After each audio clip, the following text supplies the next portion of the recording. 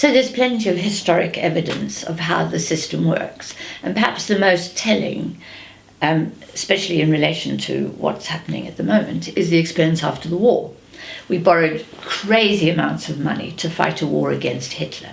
And what was wrong about the expenditure of that money was that we used it for destructive purposes. We destroyed our own equipment, or our own equipment got destroyed, and our people died, really.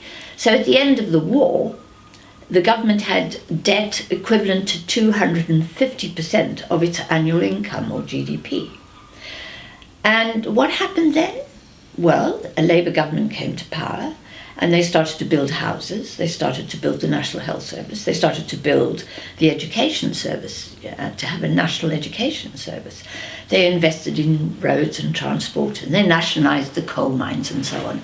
And what happened to the debt? Well, it just went down like a seesaw, because what the government had done was to have created employment across whole sectors, transport, mining, health service, education service, and the more people that were hired and had income and paid taxes, the more the debt got paid down, and it came down to about 20% of GDP. And to be honest, it stayed at that level more or less throughout history. It only goes up when a financial crisis happens, and unemployment rises.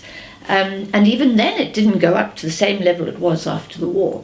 So the answer is, in a slump, when there's a crisis and there's high levels of debt, that's the moment when the government has to spend, rejuvenate the private sector and the real economy, and get it back on its feet again, and the debt will come down, as it did both in the United States with Roosevelt's reforms and here in Britain post-war.